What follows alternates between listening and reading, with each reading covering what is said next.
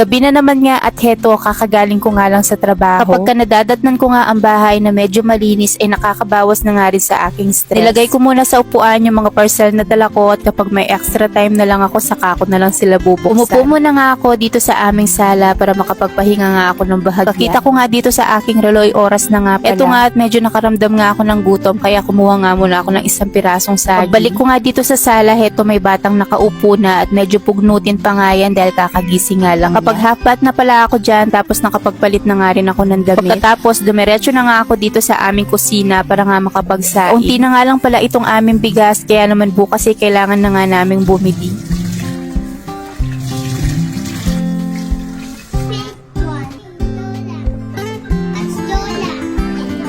Magluluto nga pala ako ngayon ng isa sa pinaka-paborito kong ulam. At kung dati ka pa nga nanonood sa aking vlog, alam mo na siguro kung ano yung paborito kong ulam. Kinuha ko na nga dito sa aming rep yung mga gagamitin ko para sa aking lulutuin. Magluluto nga pala ako ng menudo para sa aming dinner. Araw pa nga kasi ako nagkikrave na kumain nga ng ganito. Nung last time kasi na malengke kami ni Mr. Valenton, tapos inuna ko na nga sa listahan itong menudo. Kaya naman, niready ko na nga itong mga sangkap na gagamitin Kumuha na nga ako dito sa aking lagayan ng bawang at sibuyas, tapos kinuha ko na nga rin sa rep yung carrots, patatas at saka yung red bell pepper. Pagkatapos sinimulan ko na nga rin balatan itong carrots at saka patatas. Medyo oras na nga kaya naman minamadali ko na nga itong pagpe-prepare ko.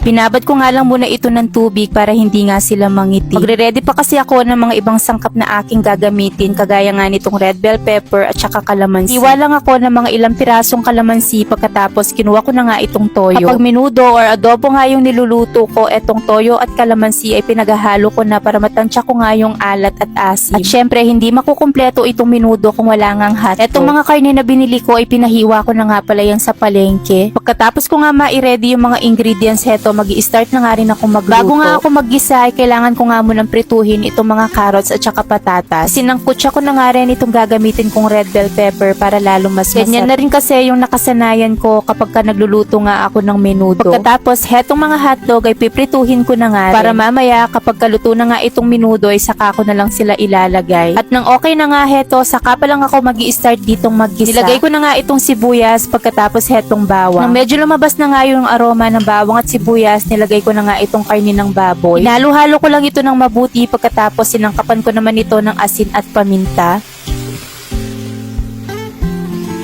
Maya-maya nga lang, hinalo ko na nga itong toyo at kalamansi pagkatapos naglagay rin ako dyan ng oyster sauce. Pagkatapos tatakpan ko lang ito hanggang sa lumambot nga itong karne. Pagkatapos nga rin ng mga ilang minuto, heto malambot na nga rin itong karne ng baboy. Kaya naman nilagay ko na nga rin itong atay ng baboy. Bago ko nga nilagay itong atay, binabad ko nga lang muna yan ng suka at asin para maalis nga yung lansa. Pagkatapos binanlawan ko lang yan ng tubig. Pagkatapos isinama ko na nga ang pakuluan dito sa karne ng baboy. Nang mapalambot ko na nga itong mga karne, naglagay na nga rin ako dito ng tomato paste. Nakakadagdag din kasi ito ng kulay at lapot sa sauce. Sunod ko na nga rin inilagay itong tomato sauce. Pagkatapos sinangkapan ko lang yan ng paminta at etong seasoning granules. Tatakpan ko nga lang yan ng mga ilang minuto pa hanggang sa maluto na nga ito. Maya-maya nga lang ay okay na nga rin ito, kaya naman nilalagay ko na nga dito yung mga pinirito kong hotdog, carrots, patatas at saka itong red bell pepper. Tapos maglalagay nga rin pala ako dito ng green peas. Hinalo-halo ko nga lang ito ng mabuti at maya-maya nga lang ay luto na nga rin ito. At luto na nga rin sa wakas itong menudo na paborito ko since bata pa ako. At kahit kailan hindi ko talaga pagsasawaan itong ganitong ulam.